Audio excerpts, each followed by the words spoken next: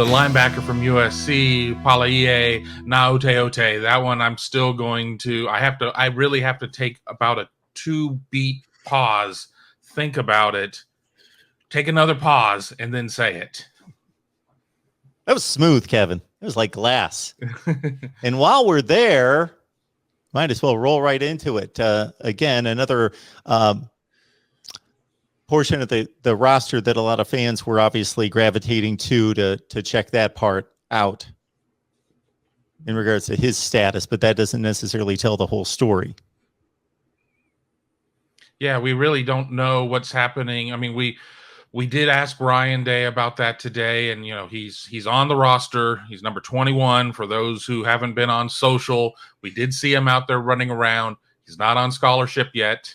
He's still waiting for something through the NCAA, process. Sounds like it could still be a week out. I don't know if it's so much of it's just that he was in the portal too early and that they're not bringing him through quickly enough, or if there was something else in terms of how stuff transfers over. But, it was even to the point where Ryan Day did say that it doesn't necessarily even make sense to run him with the 1s and 2s right now until you know what his status is going to be this year. So it doesn't sound like they're just waiting for this thing to be rubber stamped. It does sound like there might be, some questions on it. And I think it's just going to be a little bit of a wait and see. Unknowns right now because we're not privy to exactly what the sticking point is with the NCAA, if it was a date that was applied too late or too early or whatever. Maybe he didn't have all the credit hours he needed at USC. Something academically is amiss or whatever. It's something, again, I'm just kind of feeling my way through the dark here because no one will clarify it for us because it's his privacy and he just hasn't been cleared. I mean, that's just the upshot of it.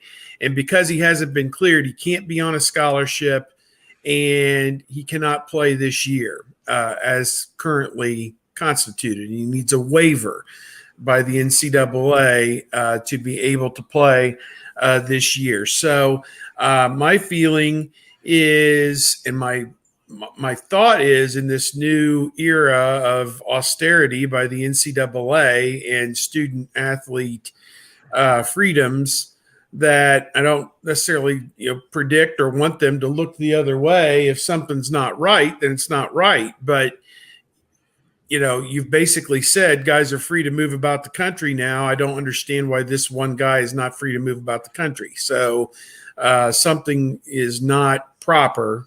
And this was not a turnkey operation to get him from USC to Ohio State. So in whatever way it is, they need the NCAA to rubber stamp this thing and get him on the field, because at a listed, and I've got it right here, 248 pounds, 6'2", 248, sounds to me like he could bring some oomph to that defense and some heavy hitting if he's healthy. I know that was a big problem for him in his time at USC, was staying healthy, but looks to me like he could be a guy, could be a thumper on that defense if he's healthy. It was great to see him out there running around. Again, they're not in full pads yet, so it's impossible to know, can he weave his way through traffic and get off of blocks and stop the run and be a good cover linebacker. We don't know any of that. I mean,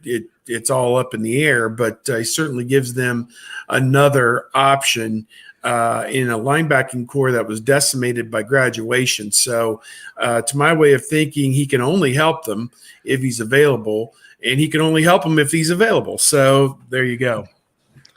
Yeah. My understanding is the delay is just because he hit the portal during the season, and it happened before everybody was just given free reign, which creates this entire delay. And I don't know why I understand the NCAA wanting to take some time. I don't know why they're still dealing with every year, why they're still dealing with eligibility issues with camp going on.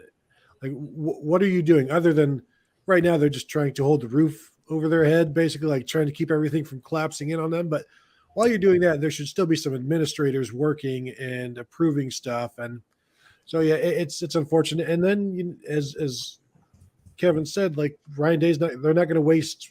And I think that's exactly what Ryan Day said. They're not going to waste reps on first, second team with him because they don't know what if he's going to be like. They need to go to players that they know will be eligible and are playing.